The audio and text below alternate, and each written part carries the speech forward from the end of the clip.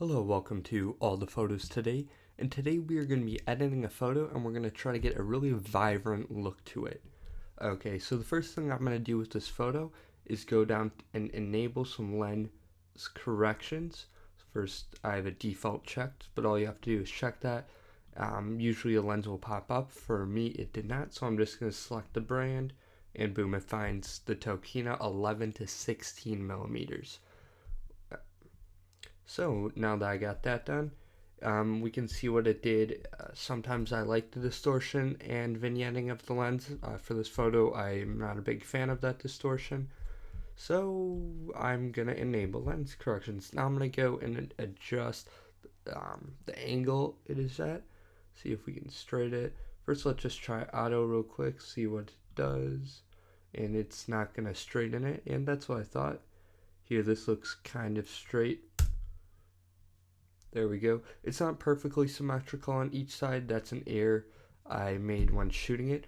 So to fix that, we can just go one by one to square format, which we can try to get a little bit more symmetrical.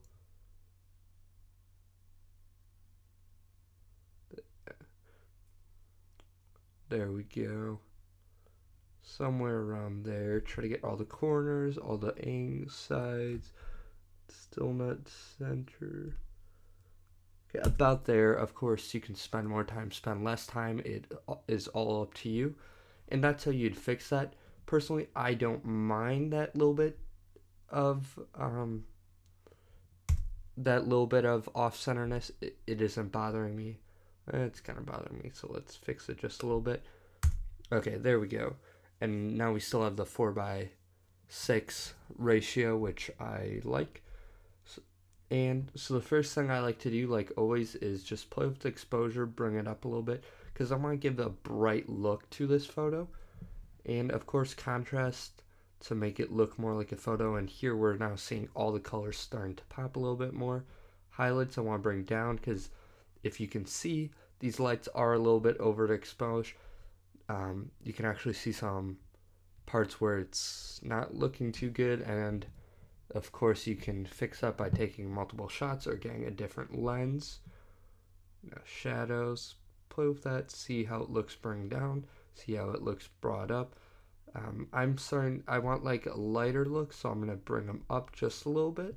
Then whites, hold down Alt Option key, and we can just make sure that they're peeking through a little bit. Of course, because I have that overexposed area, we're going to have a lot of white.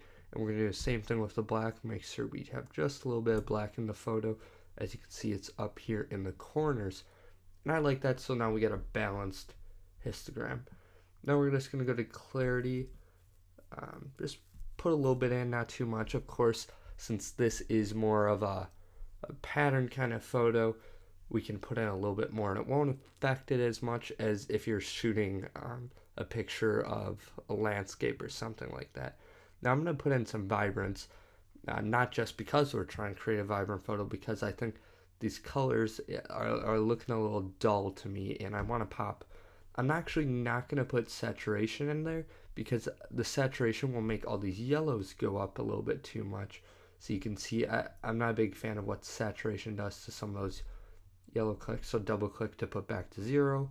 As you can see, I prefer that look of non-saturation compared to the look of saturation. I'm not going to do anything with the tone curve because I don't think it needs extra contrast. Of course, if your photo needs extra contrast, you can always play with that. And I'm going to go for selective because I want to bring out those blues a little bit more. So I'm just going to go to my blue slider, just bring it up a little bit. Same thing with the green. So I have all the corners. And again, this is helping that not oversaturated, but vibrant look. And I'm going to bring down the yellows just a bit.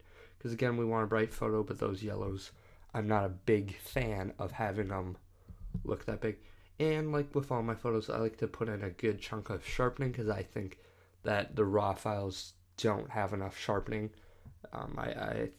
If you're shooting JPEG, of course, you wouldn't need to add that sharpening. So that's pretty much all I'm going to do. Of course, for your photo, you can adjust the white balance if it's needed, and again, play with the vibrance and saturation. So this is our final image if we look at it before. So here's how it was. Here's how we have it. Again, the colors are popping, very bright image.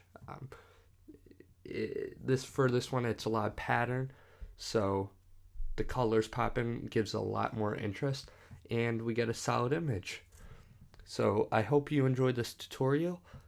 Check out some other photo editing videos at all the photos today, and subscribe. Thank you.